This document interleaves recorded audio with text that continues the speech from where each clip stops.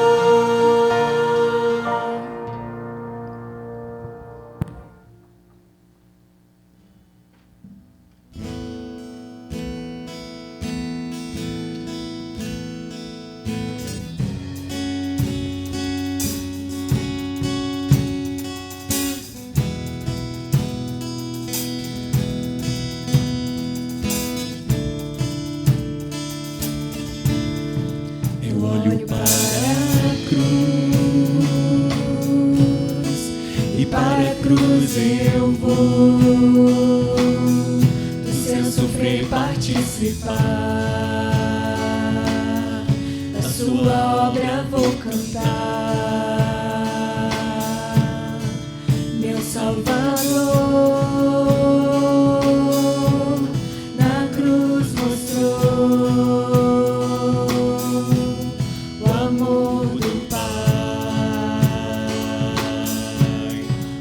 justo Deus.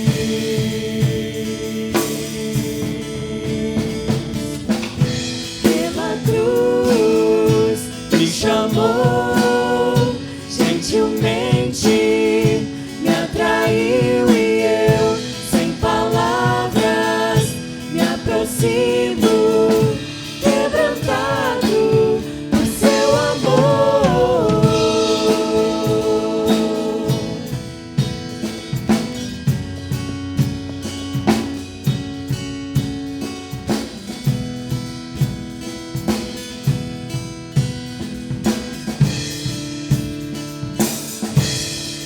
Merecida vida, de graça recebi, por sua cruz, da morte me livrou,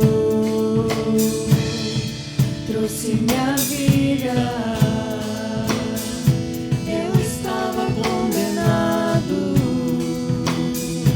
mas agora pela cruz eu fui reconciliado.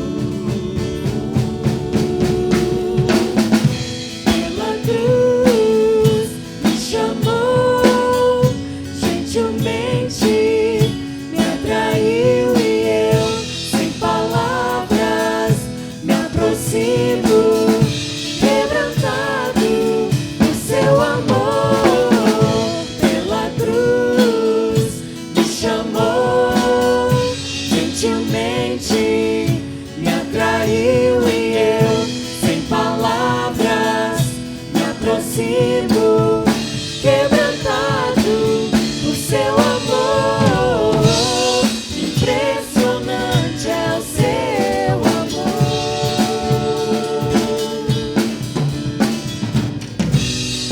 Me redimiu e me mostrou o quanto é fiel. Impressionante é o seu amor.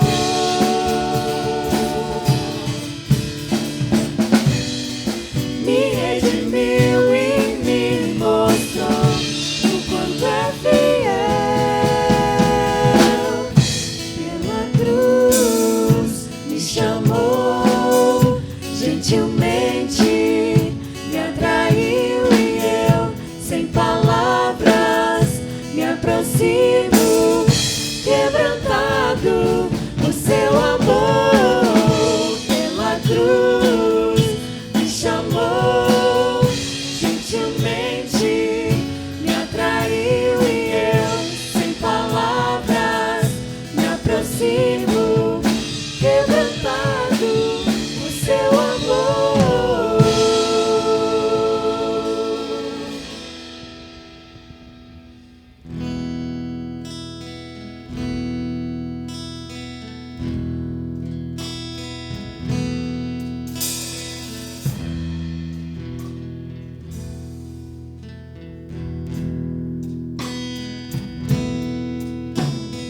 Glória pra sempre ao Cordeiro de Deus, a Jesus o Senhor, ao Leão de Judá, a raiz de Davi, que venceu e o livro abrirá.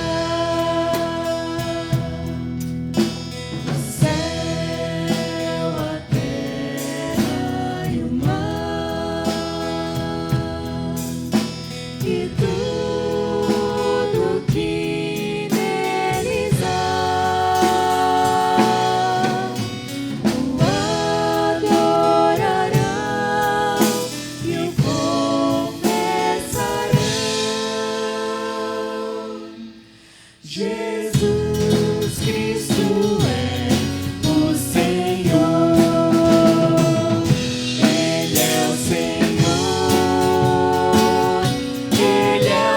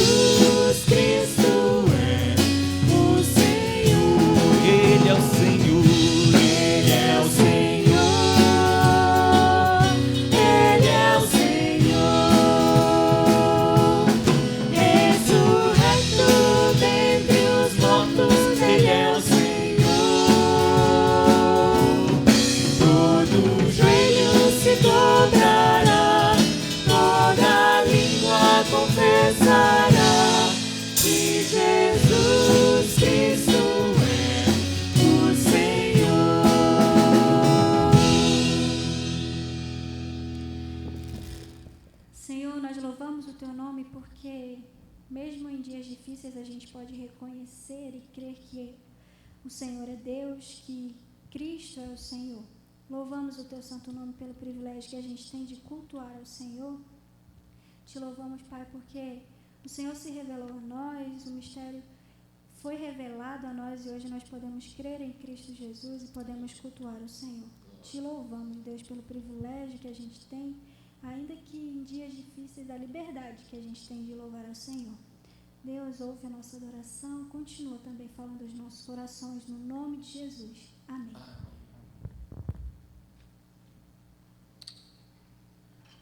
Bom dia, queridos. Feliz Páscoa. Feliz Páscoa. É sempre e continua sendo uma situação ímpar ter que falar com vocês e anunciar a palavra dessa forma, mas continua sendo um privilégio poder continuar anunciando a palavra de qualquer forma. De qualquer forma. Na meditação dessa manhã, pensando na Páscoa, pensando na ressurreição do nosso Senhor Jesus, eu me lembrei de como a gente aprende nas Escrituras, de como se deve pregar a palavra. E Deus explica na Bíblia que o jeito de pregar a palavra é com a vida e com a voz. Seria hipocrisia aqueles que anunciam com os lábios, mas vivem de um jeito diferente. Seria muito estranho viver da forma correta, mas não falar para ninguém o caminho de salvação. Então, essa harmonia entre vida e voz é o jeito que Deus ensina nas Escrituras, como eu e vocês, a gente deve pregar o Evangelho. E Deus não seria diferente com ele não deixaria de fazer da mesma forma. Então, ele nos deixou a Escritura, que é a sua palavra, é a sua voz, mas a criação, creio eu, são os atos, as ações de Deus. Então, são os feitos dele, é a vida. Então, é a prova prática de como que os anúncios que ele fez na Escritura estão de acordo um com o outro. E eu me lembrei, então, pensando na criação, nas estações do ano. As estações do ano, as 4 estações, elas podem ser muito bem associadas aos 4 evangelistas. Porque elas, cada uma com a sua peculiaridade, cada uma do seu jeito, elas anunciam ali as grandes coisas, os atributos de Deus. A gente podia pensar, por exemplo, no verão, como aquela estação, aquele evangelista, que anuncia com mais alegria, que anuncia com cores vibrantes, que anuncia a bondade de Deus. A gente poderia pensar, de outro lado, um segundo evangelho, como o próprio outono, que é quando, então, todo mundo parece que se junta numa cor só, é mais marrom, anunciando ali a queda das folhas, elas já estão perdendo as cores. Então, o outono parece que Deus começa a pregar para mim e para vocês que não vai ser sempre desse jeito essa vida, não vai ser sempre verão. Então, a gente migra para a palavra mais dura, o evangelho mais duro, que é o inverno, que é quando Deus realmente mata tudo, a neve cobre tudo e todos, então a criação praticamente morre, e ela literalmente morre. Mas eis que faltaria o 4º evangelho, que é a primavera, que é quando, mesmo depois do inverno, mesmo depois de toda essa morte, sequidão e frio, as árvores começam a ter folhas de novo, as flores começam a sair e os novos frutos virão. Fácil, então, perceber que a palavra, mais uma vez, tem razão quando Deus diz que as obras, a criação, anunciam as obras de Deus. O firmamento prega para a gente. Então, eis aqui as estações do ano, desembocando depois do inverno, triste na primavera, que me fez facilmente lembrar da ressurreição de Jesus. Ele morreu. O inverno chegou. Mas ele ressuscitou. A primavera raiou uma vez mais. E é por isso que a gente está aqui nessa manhã, para poder meditar na ressurreição de Cristo. Se eu pudesse dar um título a essa mensagem, eu chamaria ela assim: Jesus ressuscitou. E você? Jesus ressuscitou. E você? E para meditar nesse tema dessa manhã, desse encontro aqui, mesmo que virtual com você, eu queria te convidar para a gente abrir as Escrituras no livro, na primeira carta aos Coríntios, no capítulo 15, que é um capítulo grande, se eu não me engano, o maior do Novo Testamento, que é onde traz vários ensinamentos sobre a ressurreição. E a gente vai se debruçar em um deles aqui, apenas para poder refletir, eu não daria conta de expor tudo. Então, 1 Coríntios 15, a gente pode ler 2 ou 3, mas a gente vai estacionar em 1 Coríntios 15, no versinho 14. 1 Coríntios 15, versinho 14, diz assim a palavra de Deus: E se Cristo não ressuscitou, é vã a nossa pregação e vã a vossa fé. E se Cristo não ressuscitou, é vã a nossa pregação e é vã a nossa fé, a vossa fé. Vamos orar uma vez mais? Quero te convidar para você fechar os seus olhos e a gente orar juntos. Meu Deus querido, Pai amado, eis o grande dia da Tua ressurreição. É por isso que a gente se encontra aos domingos. O Senhor redefiniu a história, o Senhor mudou o estilo da nossa semana e a gente, no domingo, agora a gente para. É o primeiro dia, o dia em que o Senhor venceu a morte. E é por isso que a gente está aqui adorando. O Senhor mudou o jeito de adorar. A gente adora hoje, estamos aqui virtualmente como igreja te adorando, porque o Senhor verdadeiramente ressuscitou. Louvado seja o Senhor. E porque vivo o Senhor está, a gente pede juntos, como igreja, para que o Senhor nos visite. E o Senhor, sendo Deus, grande, inteiro, onipresente como é, o Senhor pode bem estar em qualquer lugar agora. Se essa minha mensagem pode chegar pela tecnologia a alguns lugares, eu pensei que o Senhor já chegou em todos os lugares. Então toca os corações, conversa com cada um de maneira peculiar a partir da meditação dessa manhã. Pai, essa é a nossa oração sincera em nome do Senhor Jesus. Amém. Amém. Queridos, e se Cristo não ressuscitou, é vã a nossa pregação e é vã a vossa fé.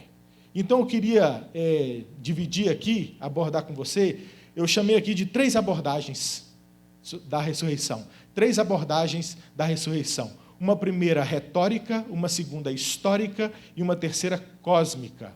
Uma abordagem retórica, uma abordagem histórica e uma abordagem cósmica.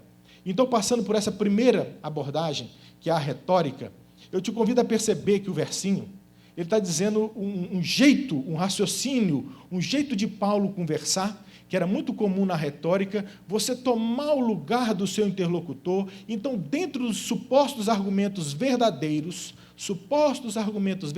dele, você então seguir a linha de raciocínio dele para mostrar quão absurda é a sua linha de raciocínio. Então, por isso que ele começa dizendo, se, então, Cristo não ressuscitou, vã é a nossa pregação, vã é a nossa fé. Eu falei que a gente poderia ler talvez um par de versinhos, ou talvez 3, porque se a gente ler o versinho anterior e o versinho 17, então 1 Coríntios 15, 13, 14 e 17, eu vou ler eles juntos agora, para você entender essa estratégia retórica de Paulo. Ele diz, e se não há ressurreição dos mortos, verso 13, então Cristo não ressuscitou.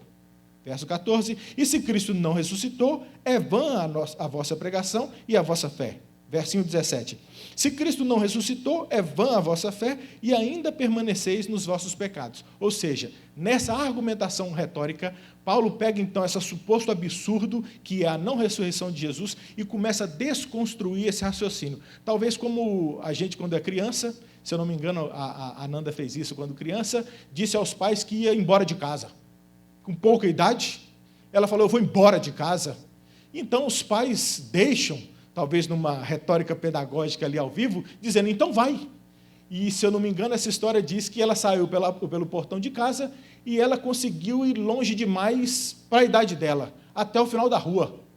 Então, ela, no raciocínio curto dela, ela pensou, quem vai me dar água? Quem vai me alimentar? E agora, o que eu faço?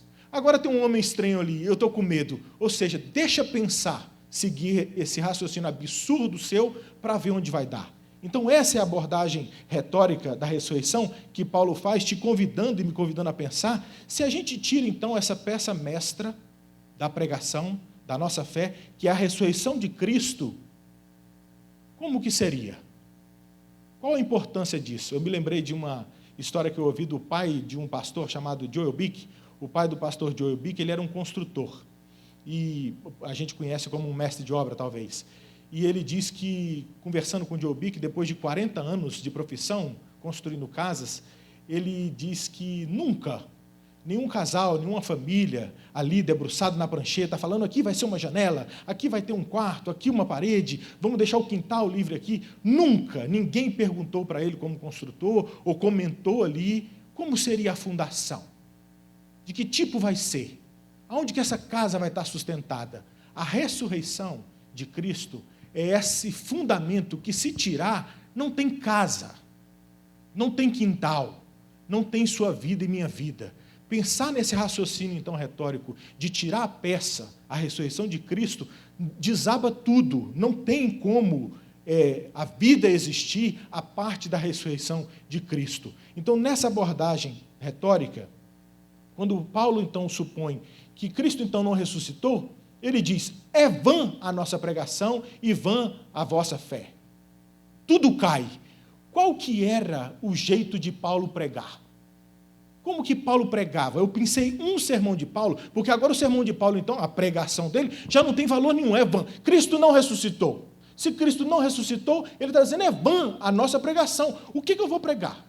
O assunto da minha pregação é vento, não vale mais nada. Como que Paulo pregava? Eu pensei um sermão de Paulo nas Escrituras, muito famoso, que você conhece, que é quando ele diz, em Atenas, ele fala, eu estou vendo que vocês têm deuses de todo tipo aqui, e tem ali um monumento ao Deus desconhecido. Então ele começa a pregar a gente que não conhecia o Evangelho, a pregação. Qual era o conteúdo da pregação de Paulo? Já que se não tem ressurreição, a pregação é vã. Ele diz assim, eu estou em Atos 17, a partir do versinho 23. Porque passando e observando os objetos do vosso culto, encontrei também o altar no qual está inscrito, ao Deus desconhecido, pois esse que adorais sem conhecer é precisamente aquele que eu vos anuncio. O Deus que fez o mundo e tudo o que nele existe.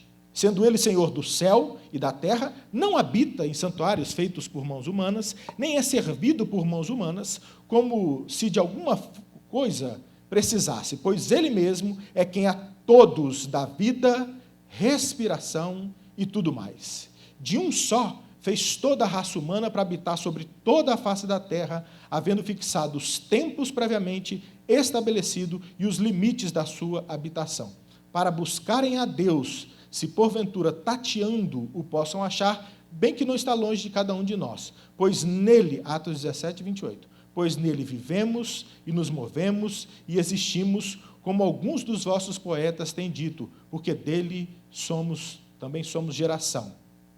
Sendo, pois, geração de Deus, não devemos pensar que a divindade é semelhante a ouro, a prata ou a pedra, trabalhados pela arte e imaginação do homem. Deus não é como você pensa, como você quer. Se ele ressuscita, ele ressuscitou. Dorme com esse barulho. Atos 17, 20. Ora, não levou Deus em conta os tempos da sua, da minha, da nossa ignorância. Agora, porém, notifica aos homens que todos, em toda parte, se arrependam.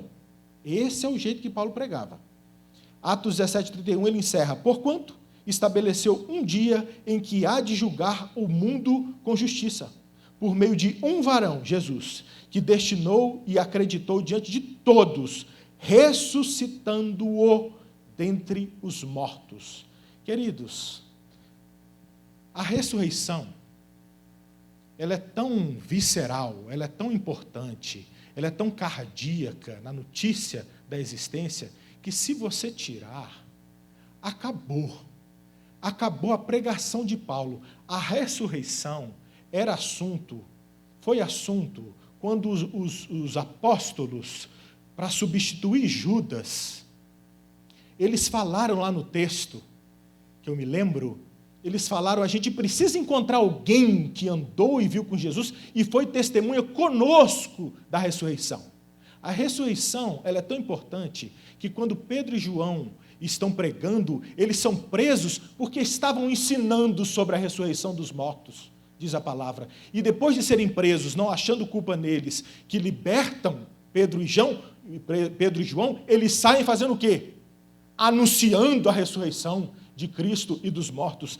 É visceral isso na pregação. E nesse assunto da pregação de Paulo, há 4 aspectos. Já que a pregação ficou vã, se Cristo não ressuscitou, a pregação é vã. O conteúdo que sempre Paulo prega e define a minha e a sua fé, ela é calçada em 3 aspectos de como a gente enxerga a vida através da Bíblia, que é a criação, a queda ou a perdição, a redenção e a glorificação. Esses 4 aspectos sempre estão nas pregações bíblicas de Paulo e de todo profeta, de todo o texto bíblico. Você vê essa moldura, essa cosmovisão, esse jeito de encarar a vida. Você vê Paulo começando a pregar, ele fala, porque Deus fez todas as coisas, então a criação. Mais adiante ele fala que a gente precisa se arrepender, só se arrepende quem errou, a nossa queda, a nossa perdição. Se arrepender e crer, a redenção vem por meio de quem? Por um varão, por Jesus. Para quê? Para uma justiça final, porque ele foi ressuscitado dentre os mortos e todos nós também. Está se abraçando aqui tudo que a gente está meditando. A importância da ressurreição, que ela está no sermão de Paulo, e se ela cai, toda a pregação cai.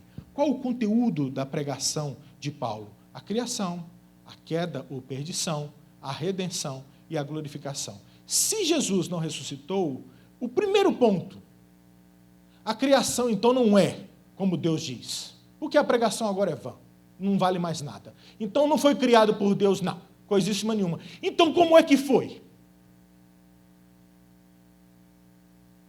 Cadê os cientistas? Cadê a prova? Foi a explosão? Então como que a explosão juntou todo o aspecto de um planeta? Como que explodiu e todas as gotículas do universo que saíram de uma explosão, que é uma teoria, se juntaram dentro de um lugar e a pressão e a gravidade não tem ar lá fora, mas criou-se ar aqui dentro, um ar respirável, cheio de gases complexos, com estratosfera, atmosfera, tudo desenhado, foi se juntando certinho, a Terra foi se agarrando com quem é eterna, o magma lá no meio primeiro, e veio subindo as camadas do solo, até fazer chão e terra e montanhas, as águas se agruparam, o vento de algum lugar da explosão, o vento da explosão veio soprar os mares, mas então ele soprava só até algum lugar, até a praia. Então como que essa teoria da criação, se isso aqui não é verdade, se alguém não fez com tanta delicadeza e criatividade isso tudo, quem fez? Qual pregação então que é confiável? Já que Cristo não ressuscitou, a nossa pregação é vã, que é a mais lógica de todo o planeta até hoje, porque toda outra voz advoga como teoria ou possibilidade, a gente advoga como verdade. Então, se nos aspectos da pregação de Paulo, se eu tiro a ressurreição, que Cristo ressuscitou, ele vive. Mas então, se, um argumento retórico, se Cristo não ressuscitou, toda a pregação cai. Então não tem criação. A criação, você pensa aí, como é que tudo surgiu? Do seu jeito. As milhares de estrelas, não esquece das galáxias, não esquece dos outros planetas, não esquece da órbita, não esquece do Sol, a explosão deve ter sido bem forte, para sobrar um Sol desse tamanho. Como é que criou tudo isso? Se a gente pula do primeiro aspecto, que é a criação, para a segunda, que é a perdição, eu não preciso te convencer que você é perdido, porque você bem sabe, mesmo quando todo mundo te aplaude, quão pecador você é, quão errado você é. Você sabe quando você está errado, você fez errado escondido, ainda que todo mundo está te aplaudindo, você sabe que você está enganando, hipócrita. Como que faz, então, com essa perdição interna? Essa culpa que você tem aí, que ainda que sua esposa está te aplaudindo, você sabe os pensamentos que você tem.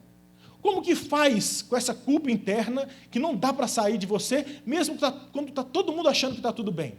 Então, eu não preciso te convencer que há queda, que há perdição, que há culpa dentro da sua cabeça, do seu comportamento, nessa vida, que foi criada aí de algum jeito, que não é essa pregação, porque ela é vã, porque Cristo não ressuscitou. Se Cristo não ressuscitou, a pregação é vã, não foi criado desse jeito, então você está perdido. E se você está perdido, qual é a sua redenção então? Porque aqui conta que Cristo veio para mim e para você, perdido. Mas se você não quer a ressurreição, então você não quer a criação, você não aceita a perdição, mas ela está aí, dentro do seu colo, e você não aceita a redenção. Qual o seu jeito de se redimir?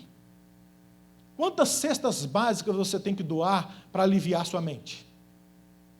Quantas autoflagelações você vai ter que fazer para poder se livrar dessa culpa? Quanta filantropia você vai ter que fazer?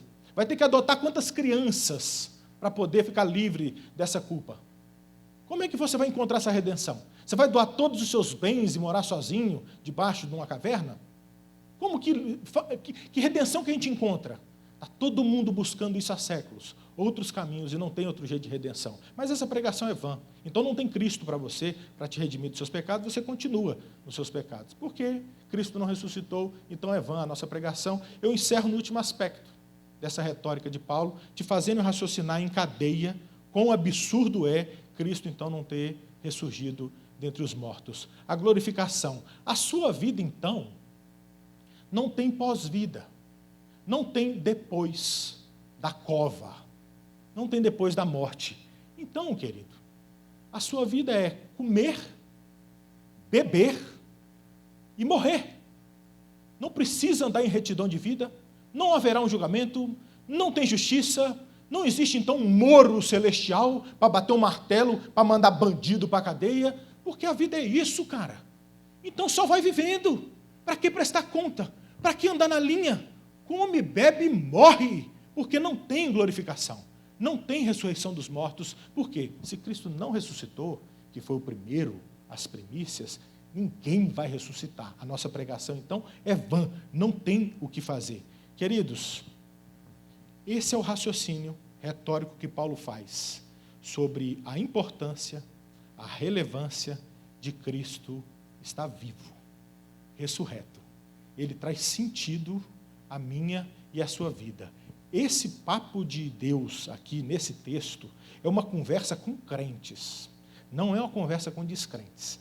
É a primeira carta aos Coríntios, uma igreja de crentes que estavam titubeando. A gente crê na criação, a gente crê em Jesus, a gente crê na redenção, mas na ressurreição, os crentes estavam aqui. E Paulo falou assim, se não crê na ressurreição, ó crente, não crê em nada, porque toda a pregação é vã. Sabe quando que os não crentes vão crer em você, quando você pregar? Quando você passar a crer em todo o Evangelho, inclusive na ressurreição dos mortos. Inclusive na ressurreição dos mortos. Se você crê, talvez na sua boca os não crentes passarão a crer. Nós somos filhos de Deus. Nós somos criaturas dessa imagem. Foi Ele que nos criou. Essa pregação não é vã. Ela é verdadeira. Ele criou. Nós caímos. Ele redimiu. Ele venceu a morte. Ele ressuscitou. Eu me lembro daquele episódio em que alguém aborda o Senhor Jesus e fala, é lícito pagar imposto? E então Jesus fala, pega a moeda, me traz uma moeda. Então traz uma moeda para ele, ele fala, que imagem que está aí nessa moeda? A de César. Então ele diz aquela frase célebre, dai a César o que é de César e a Deus o que é de Deus. O texto parou, mas talvez você como eu, pensa, mas e a próxima pergunta? E o que é de Deus? Dai a César o que é de César e a Deus o que é de Deus. E o que é de Deus? Talvez Jesus olharia para mim, para você, como para aquele rapaz, e diria, me traz você, olha para você, que imagem que você traz? Você foi feito à imagem e semelhança de Deus. Dai a Deus o que é de Deus. Foi Ele que te fez. Essa vida só tem sentido por causa dEle. Ele criou isso tudo. Nós caímos. Ele mandou o Filho dele por sua causa. Se só tivesse você no mundo, Ele mandaria Jesus do mesmo jeito. Porque o jeito de salvar é com Cristo. E Ele, vencendo a morte, Ele vence os nossos pecados e nos justifica diante de Deus. Há vida após a morte. Nós ressuscitaremos com Ele. É essa a notícia do Evangelho. Essa pregação, então, não é vã, porque, de fato, Cristo ressuscitou. O que nos leva, então, para a nossa segunda abordagem, que é não mais essa abordagem retórica, mas a abordagem histórica. E aí eu pensei aqui um versinho dessa grande porção, que é 1 Coríntios 20, que diz, mas de fato, Cristo ressuscitou dentre os mortos, sendo Ele as primícias, o primeiro dos que dormem, dos que já morreram. Mas de fato, Cristo ressuscitou dentre os mortos, sendo Ele as primícias dos que dormem. Queridos, nessa segunda abordagem, sobre essa gloriosa ressurreição, Cristo ressuscitou, e você, é a minha pergunta, a ressurreição de Cristo, ela é um fato histórico. você não rasga, não briga com o seu livro de história. Você não fica de mal do seu professor de história quando ele te fala história. Cristo ressuscitou. Dorme com esse barulho.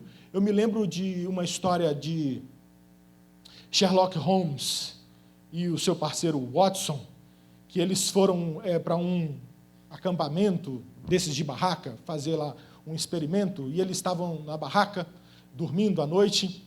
De repente, o Sherlock Holmes acorda o Watson e mostra o céu para o Watson, um céu extremamente estrelado, e pergunta: Watson, o que que você vê? Aí o Watson, daquele jeito deles dois lá, ele fala: astronomicamente, eu vejo que existem várias estrelas e podem existir tantas e tantas galáxias no céu.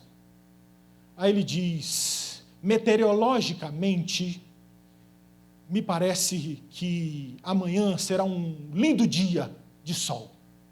Logicamente, me parece que são 3 ou 4 da manhã. Teologicamente, uau, nós somos uma pequena partícula da grande criação de Deus. Pessoalmente, que céu maravilhoso, senhor Holmes. E o senhor, o que o senhor vê? Então Holmes vira para Watson e diz: é elementar, meu caro Watson, nossa barraca foi roubada. Muitas vezes, queridos, a gente prefere todo um raciocínio cheio de palavras e abordagens complicadas sobre algo que, na verdade, tem que ser simples como foi, por mais glorioso que tenha sido. Não foi roubado o corpo, não foi camuflado o corpo, não andou um fantasma pelo mundo. Cristo ressuscitou. Simples assim. Se historicamente eu estou te pedindo para você acompanhar nisso, a gente pode fazer o caminho de trás para frente da história. Por que lendo a Bíblia como um livro histórico, que é um documento histórico, que está aí, vencendo gerações, e o testemunho de outros, a gente consegue ver, então, que, pelo menos, historicamente, houve um dia em que um rapaz chamado Jesus nasceu.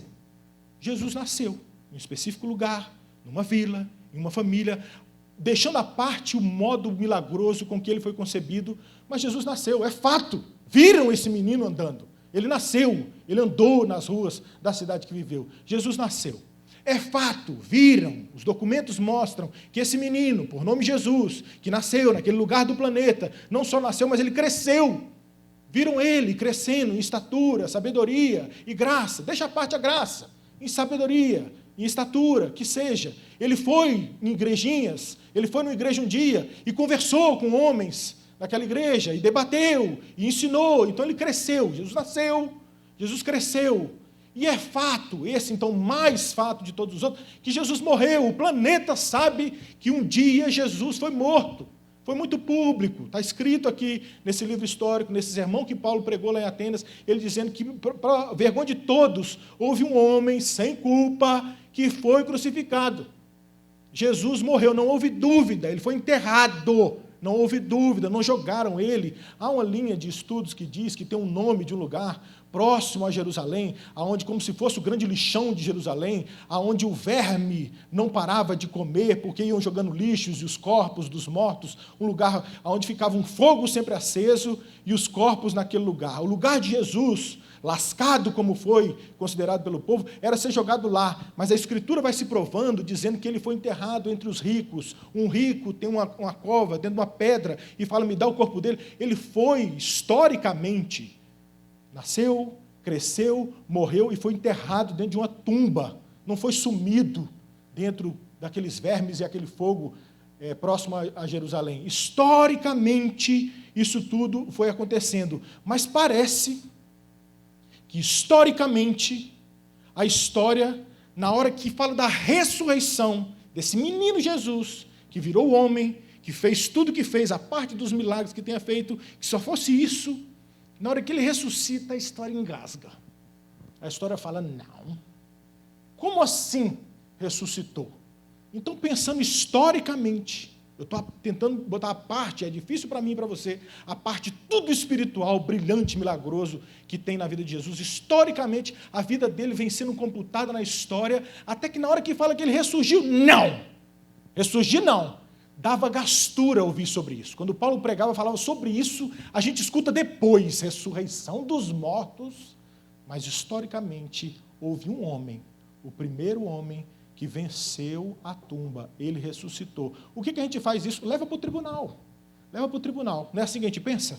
A nossa linha lógica e racional, leva para o tribunal. O que faz no tribunal? Mostra os documentos, então deve ter um mundo de papel, como a própria Bíblia, dizendo que ele ressuscitou, mas chama as pessoas. Estou te convidando a eu, o tribunal da época. E 1 Coríntios 15 apresenta essas pessoas. O que a gente faz num tribunal? Chama os documentos e as pessoas, provas documentais, provas pessoais. Tem alguma testemunha de que esse homem Jesus ressuscitou? Pedro, eu chamo a primeira testemunha, Cefas. Vem cá, Cefas, ele apareceu para você? Meritíssimo. Eu era discípulo das conversas dele. Eu vi várias coisas acontecerem que para mim não eram mágica. Eu criei em tudo que ele falava, eu titubeei várias vezes, porque não é fácil, foi muito antagônico viver no mundo seguindo ele, quando tudo pressionava ao contrário. Eu cheguei a negá-lo por 3 vezes, mas eu me rendi. Depois que ele morre, eu confesso ao Senhor que eu voltei a pescar. Quando eu estou pescando, quem apareceu? Ele! Não um fantasma, ele! O próprio Jesus, ele apareceu para mim, eu vi ele em carne e osso. Jesus ressuscitou, meritíssimo, eu vi. Sério, Cefas, eu não posso mentir, quem sabe botando a mão na Bíblia da época e dizendo, eu só vou dizer a verdade, somente a verdade. Cefas, é esse o seu testemunho, você assina embaixo. Eu vi Jesus, diz o texto que Jesus apareceu para Cefas. Não satisfeito, talvez o tribunal perguntaria para a sua mente, que está acusando a não ressurreição de Jesus, quem mais? Teria outra testemunha? Então agora, o nosso advogado de defesa, quem sabe o próprio Deus, chama 12. Os 12 discípulos, de uma vez, porque diz o texto que depois ele apareceu aos 12. Chama os 12 aqui, botaram os 12 no tribunal e falei, vocês? Ele apareceu para a gente e disse, paz seja convosco. Nós vimos, nós ouvimos. Meritíssimo, ele comeu com a gente. Foi chocante, mas é verdade. Esse Jesus ressuscitou. Provas históricas, gente que viu, não só conversa, não só Cefas, mas 12, agora juntos, falando. Quem sabe ali se levantasse Tomé e falasse, eu não estava, eu não vi, eu só acredito se eu ver, se eu tocar na mão dele. A janela de tempo passa e ele é mais uma testemunha, chama Tomé, que depois teve um encontro com o próprio Jesus, os documentos dizem, e eu creio, os documentos dizem que quando ele viu, Jesus falou para ele, os outros creram sem ver. Mas você só quando vê, né, que está crendo. Você quer vir tocar? O texto não diz que Tomé tocou. Ele falou que queria ver e tocar. O texto não diz que ele tocou, mas é fato que ele viu, Jesus tem esse diálogo, Jesus apareceu a Tomé e falou, você quer vir tocar? E ele disse lá, meu Senhor e meu Deus. Eu acho que ele caiu no chão na hora, eu acho que ele não tocou. Ele viu e falou, idiota, Jesus ressuscitou. Vamos trazer Tomé aqui. A gente poderia trazer... Quem sabe os 2 discípulos no caminho de Emaús, eu não sei o nome deles, os textos históricos não contam, mas 2 homens que andaram e de repente viram o próprio Senhor Jesus e comeram um pãozinho com eles. E falaram, o coração não ardia, a hora que ele ia falando aquelas histórias, porque parecia ele ressuscitou e saíram falando para os outros. Se isso tudo não te bastar, nós vamos lotar o tribunal aqui agora e vamos chamar, como o texto chamou aqui, 500 pessoas viram ao mesmo tempo.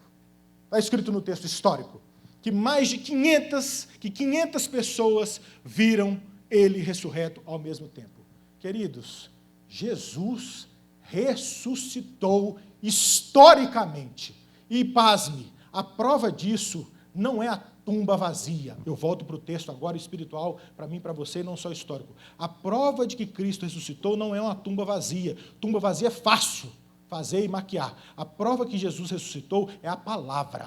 Não é uma tumba vazia que prova que meu Redentor vive. É a palavra dele, desde Jó, dizendo, eu sei que meu Redentor vive. É a palavra dizendo, desde Gênesis, que a serpente iria mordiscar o pé do meu Salvador, mas não iria vencer, que então ele realmente foi morto, ele realmente foi crucificado, ele foi realmente derrubado, mas 3 dias depois, hoje, por isso adoramos ao domingo, Jesus historicamente ressuscitou. E toda a palavra, toda a pregação dos apóstolos, tudo que vai sendo dito, é dito que ele ressuscitou. Ele não deixou prova suficiente para mim e para você, já conversando historicamente aos crentes? Ele não tinha poder para ressuscitar? Ele não ressuscitou Lázaro? Ele não ressuscitou a filha de Jairo? Ele não ressuscitou o filho da viúva de Naim? Ele mostrou que isso era possível. E ele, então, o primeiro, nessa ressurreição plena, ressuscitou de fato. Os americanos têm um jeito de dizer e celebrar a Páscoa nos jantares de hoje à noite, dizendo, como se fosse um brado, quando eles brindam na ceia de Páscoa, dizendo, ele ressuscitou. E a turma responde, verdadeiramente ressuscitou, porque Jesus ressuscitou. É só por causa disso que esse elo, então, que supostamente não estava na abordagem retórica, mas historicamente foi colocado no lugar, ele ressuscitou, de fato, isso traz de volta sentido para a minha e para a sua vida. Porque olha que interessante como que termina todo o ciclo de argumentação de 1 Coríntios 15. Um capítulo longo, como a gente conversou aqui, ele termina no versículo 58 dizendo o seguinte, depois de ter explicado várias coisas sobre a ressurreição, não só de Cristo, mas a nossa, ele termina dizendo, portanto, meus amados irmãos, conversa de crente, sede firmes, inabaláveis e sempre abundantes na obra do Senhor, sabendo que no Senhor o vosso trabalho não é vão. Como que então o texto termina? Termina me encorajando e te encorajando a viver essa vida que não é só comer, beber e morrer. Se gasta, trabalha. Você está enclausurado hoje nesses dias, continua sendo crente preso. Paulo e Silas foram crentes presos, sempre crentes. Eu não sei que situação você está vivendo. Continua crente, firme, inabalável, porque Cristo ressuscitou a nossa vida, o nosso trabalho no Senhor não é vão. Eu gravar uma mensagem como essa numa igreja vazia não é vão, porque Cristo verdadeiramente ressuscitou, historicamente, para dar sentido à minha vida e à sua vida. Bota a ressurreição de volta no lugar, porque retoricamente tirá-la foi um absurdo, uma ignorância do meu coração e do seu ou daqueles que negam a ressurreição. Volta ela e deixa, porque a vida funciona com a ressurreição de Cristo no lugar dela.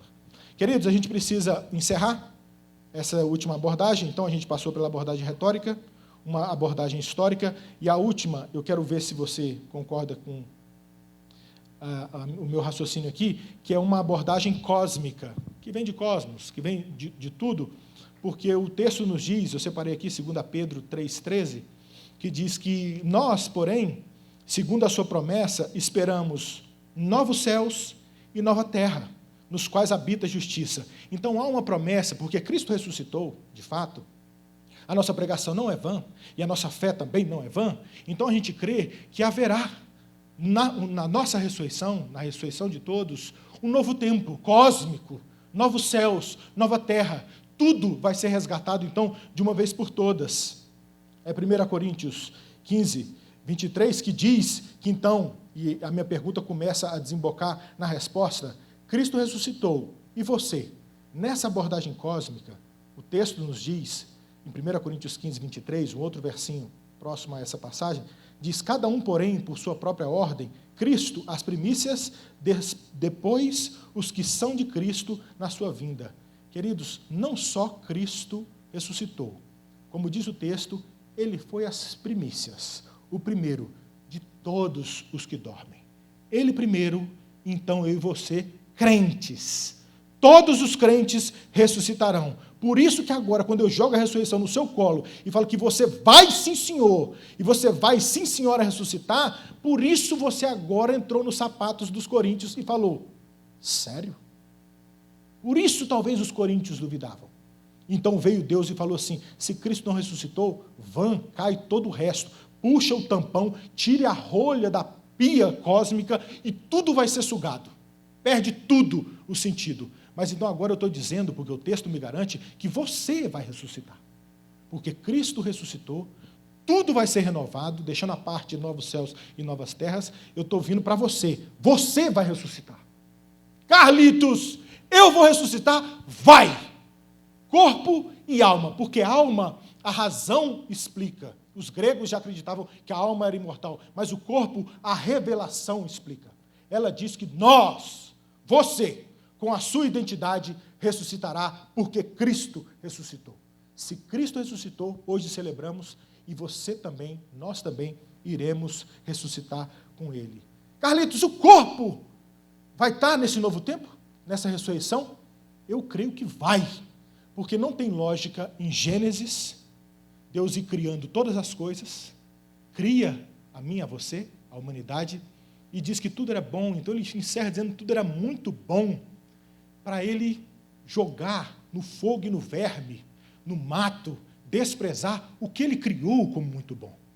Que valor que tem uma criação de Deus? Se ele me criou e te criou, e ele fez corpo, iria desprezar então ele no final o corpo que ele criou? O corpo que ele, quando diz que ele é o cabeça do corpo, que diz que então o corpo é dele e não é meu, uma coisa dele, ele então nessa ressurreição dos mortos, ele desprezaria o meu, o seu corpo? Eu creio que não. Eu creio que na ressurreição, eu e você ressuscitaremos em corpo e em alma. Como que é isso, Carlitos? Também em 1 Coríntios aqui, 15, ele vai explicando, um dos exemplos que Deus usa aqui, sempre muito didático, sempre muito brilhante. Deus fala comigo, com você, talvez dando um exemplo de uma semente. E eu, do estado que sou e gostando como gosto, eu posso pensar na semente de um milho. A semente de um milho é só uma semente. Se eu apagasse da sua memória tudo que você conhece por semente, e eu te dissesse que uma semente, afundada na terra, depois de um tempo, com um banho da água de Deus, plantada no chão de Deus, do jeito de Deus, vai virar uma espiga, com muitos grãos de milho, talvez você dissesse, sério? É porque você conhece, e esse é o exemplo que Deus usa no texto. Ele diz, se você pegar uma semente e enfiar ela no solo, espera enquanto ela dorme. Ela está guardada. Que então, na linha histórica do tempo, haverá um dia que então vai ressurgir um broto, uma planta, as flores, a espiga e os grãos. Aquele grão virou essa planta que você vê hoje. Essa é a notícia da minha e da sua ressurreição. Como que vai ser isso, Carlitos? Eu não sei em detalhe. Eu sei como Deus explica e promete. Ressuscitaremos. Como? Eu vou saber que milho é milho, saberá. Porque daquele grão de milho virou aquele outro corpo, agora não corruptível daquele jeito, com esse glamour incorruptível, mas era o grão e virou isso. Você consegue perceber o milho no grão? Consigo. Era o milho, mas não é mais o milho, não é, virou a planta, mas veio do milho? Veio. Você vive uma vida inteira. Você é plantado dentro de uma cova, você morre para o mundo, sem Deus é o fim, mas você está guardado. É o forno de Deus para aquele grande dia, quando Ele então vai te ressurgir e me ressurgir com uma nova forma. Ressuscitamos com Ele, porque Ele foi o primeiro. Uau! Mas a gente vai ter uma identidade? Eu creio que sim, porque milho é milho, ele não é trigo. Trigos são trigos, os milhos serão milhos, o centeio será centeio. A gente se percebe como uma criança, quando é bebê, tem identidades e feições de bebê, mas quando velho, você nota que é a mesma criança. Você vê uma foto e, uau, é você aqui, eu te reconheci na foto. Um corpo diferente. Na nossa vida aqui, em decadência, de fofinho rechonchudo, até enrugado e morto, seco, mas para a glória, você é plantado como uma semente corrupta. Então, finalmente, você brota na ressurreição incorruptível, com um novo formato, melhor do que foi no Éden. Melhor do que foi no Éden. Nós não voltaremos ao Éden. Novos céus e nova terra, na ressurreição, é uma situação melhor, muito melhor. No Éden, Adão podia pecar, pecou, e o salário do pecado foi a morte.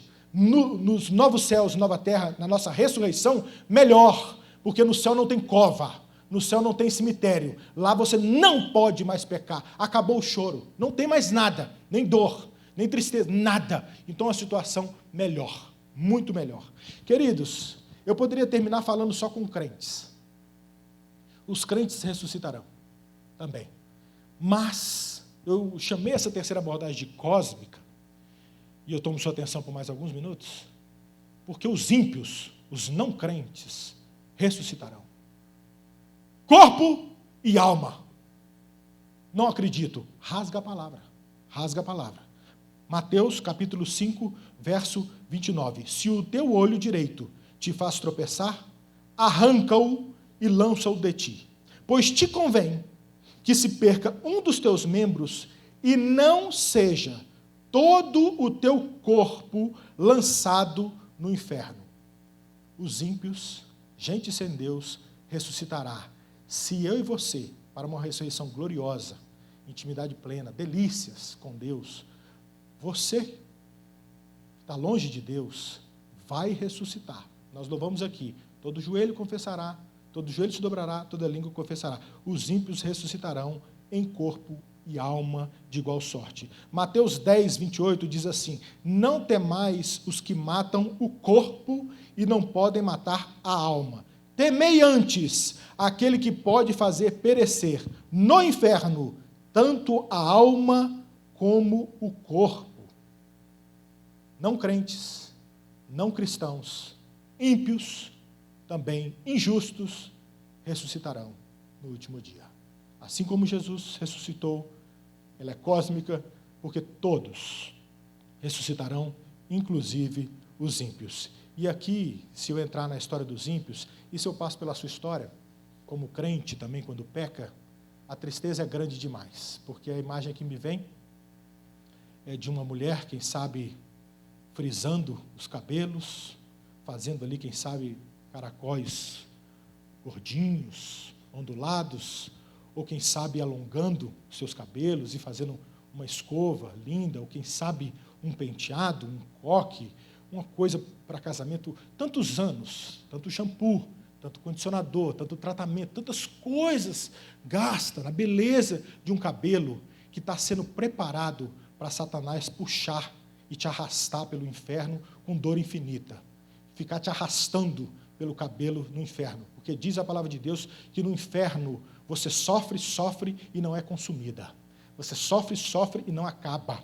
Você grita, grita e não tem fim. Todo o cabelo, todo o penteado, toda a escova, todo o condicionador, tudo que você gastou uma vida inteira preparada para Satanás arrancar seus cabelos puxando. Quanto de maquiagem, quanto tempo gastando as suas maquiagens, e pesquisando e comprando essas coisas no seu rosto e cuidando de você, homens e mulheres, cuidando de si, um rosto que vai levar dúzias infinitas de tapas da cara de Satanás na própria cara. Apanhando, apanhando, chorando, sofrendo e continuar doendo, doendo, e não ter para quem gritar, a não ser para o próprio Satanás. Que cada grito serve de estímulo para continuar te batendo.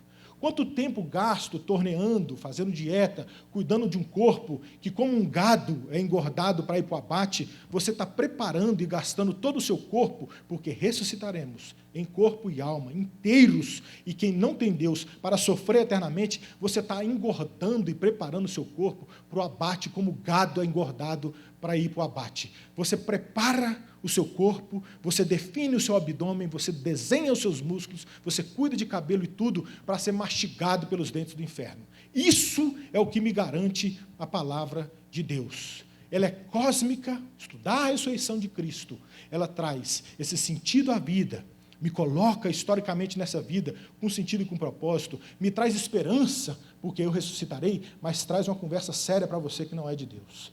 Você está preparando, desenhando toda a sua vida para um pós-morte que haverá, só o tempo dirá a você, para você, então, viver esse sofrimento. E eu quero encerrar contando uma história do pastor Joel Bick, que eu ouvi certa vez, que ele conta de um garoto, um pequeno pastor de ovelhas, que estava num lugar que ele pastoreava o seu rebanho de ovelhas, próximo a um grande abismo, um abismo muito grande, um vale muito grande, e em cima no vale passava uma estrada, um trilho de trem, e os pastores, como vocês sabem, eles ficam sempre com o rebanho, essa é inclusive a ilustração que Deus se identifica, né, como nosso pastor, ele está sempre com o rebanho, protegendo dos ataques. Esse menino então dormiu ali com o rebanho, e naquela noite houve uma tempestade muito forte que passou por aquele vale, por aquele abismo, e os trilhos do trem que cruzava de uma ponta do vale a outra, naquele abismo muito grande, foram quebrados, então o caminho foi interrompido, não tinha trilho do trem, e era logo após uma curva, esse vale, esse abismo. Então o pastorzinho de ovelhas começou a ouvir o barulho do trem que vinha naqueles trilhos, então cairia no abismo, porque não tinha nenhum aviso, nada, era depois de uma curva, nada poderia salvá-lo. Então ele sobe todo aquele penhasco, deixa as ovelhas, corre lá em cima para poder ver se avisava, e já avistando o trem ao longe, ele começa a dizer, para, e o trem, com índole de que sai da frente, uma criança ali parada, eu não vou parar, buzinando e dizendo, sai da frente, ele para. Diz a história que esse menino, vendo que o maquinista não ia parar, ele então se deita no trilho do trem, em cima do trilho do trem. E ao se deitar, o maquinista deve ter pensado, o que está acontecendo? E começa a engatar ali os freios do trem para poder fazer aquela frenagem brusca, mas não, então, atropelar o menino. Ele não dá conta, infelizmente, de parar o trem, então ele passa por cima daquele garoto, mas ele consegue frear antes de chegar no abismo. Menino morto, trem parado, os hóspedes que estavam dormindo foram acordados pelaquela freagem brusca, vem um trem parado, começam a descer, as pessoas descem e olham o menino morto, ninguém fala nada, até que um senhor olha para aquele menino morto e fala, ele nos salvou. Ele nos salvou. Essa é a história do Evangelho. Um menino desprezado, uma história que parece louca, ele te salvou. Ele me salvou. Ele venceu a morte para que eu e você, a gente tenha vida. Vamos orar?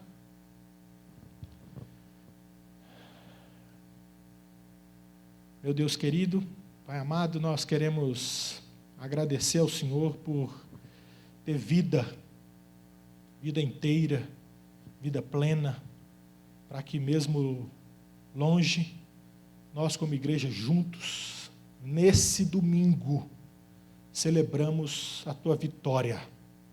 A morte não tinha então cadeados fortes demais, correntes grossas demais, grades altas demais para conseguir detê-lo. O Senhor ressuscitou, louvado seja o Senhor venceu a morte, por isso nossa Páscoa se chama Feliz Páscoa.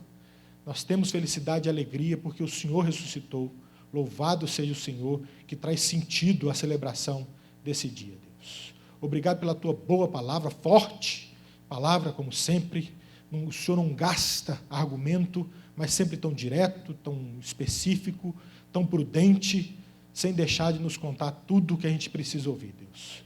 Que essa palavra, que esquenta primeiro, faz arder os nossos corações, seja usada como combustível pelo Senhor, para que leve as nossas vidas a contar as pessoas do trem, que elas irão morrer. Usa a minha e a nossa vida, Pai, para que a gente anuncie ao planeta, cosmicamente, que há salvação em Cristo Jesus e que Ele verdadeiramente ressuscitou. Louvado seja o Senhor por essa celebração desse dia, por a gente poder celebrar o Senhor, que é o motivo da nossa vitória, é o assunto da nossa história e é o que faz a gente ter vida em vitória, Pai. Em nome do Senhor Jesus, nós oramos. Amém. Amém. Deus abençoe, queridos.